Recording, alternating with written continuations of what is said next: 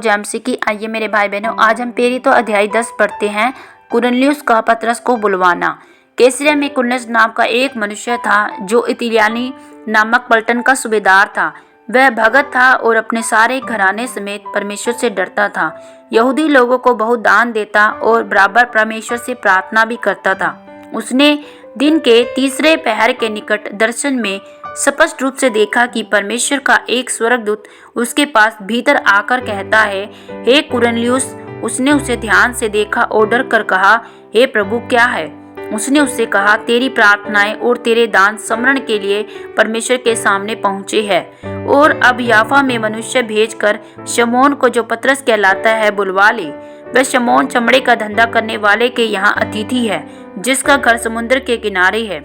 जब वह स्वर्गदूत जिसने उससे बातें की थी चला गया, तो उसने 2 सेवक और जो उसके पास उपस्थित रहा करते थे, उनमें से एक भक्त सिपाही को बुलाया और उन्हें सब बातें बताकर याफा को भेजा। पतरस का दर्शन। दूसरे दिन जब वे चलते चलते नगर के पास पहुंचे, तो दोपहर के निकट पतरस छत पर प्रार्थना करने चढ़ा और उसे भूख लगी और कुछ खाना चाहता था। परंतु जब वे तैयारी कर रहे थे, तो वह बेसुध हो गया। उसने देखा कि आकाश खुल गया और एक पात्र बड़ी चादर के समान चारों कोनों से लटकता हुआ पृथ्वी की ओर उतर रहा है, जिसमें पृथ्वी के सब प्रकार के चौपाई और रेंगने वाले जंतु और आकाश के पक्षी हैं।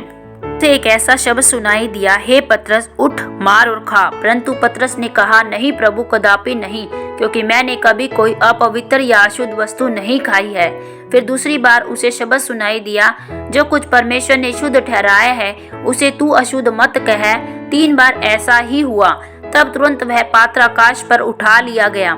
जब पतरस अपने मन में दुविधा में था कि यह दर्शन जो मैंने देखा वह क्या हो सकता है, तो देखो, वे मनुष्य जिन्हें कुरनेलियुस ने भेजा था, शमौन के घर का पता लगाकर द्वार पर आ खड़े हुए और पुकार कर पूछने लगे, क्या शमौन जो पतरस कहलाता है यही अतिथि है? पतरस तो उस दर्शन पर सोच ही रहा था कि आत्मा ने उससे कहा, देख, 3 मनुष्य तेरी खोज में हैं, अतः उठकर नीचे जा और निसंकोच उनके साथ हो ले, क्योंकि मैं ही ने उन्हें भेजा है। तब पतरस ने उतरकर उन मनुष्यों से कहा, देखो, जिसकी खोज तुम कर रहे हो वह मैं ही हूँ।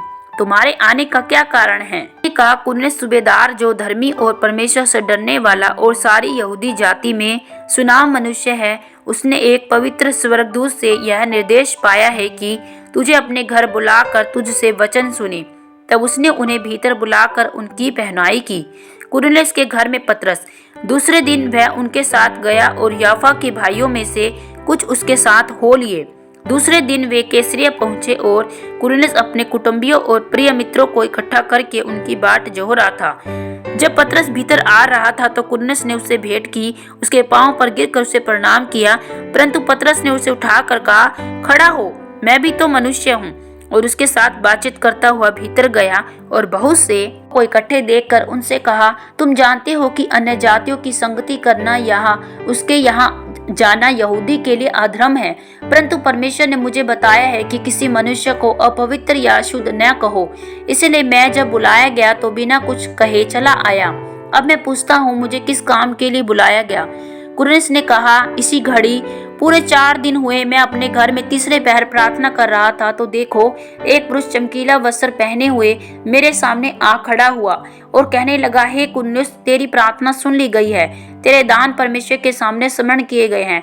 इसीलिए किसी को याफा भेजकर शमौन को, जो पतरस कहलाता है, बुला।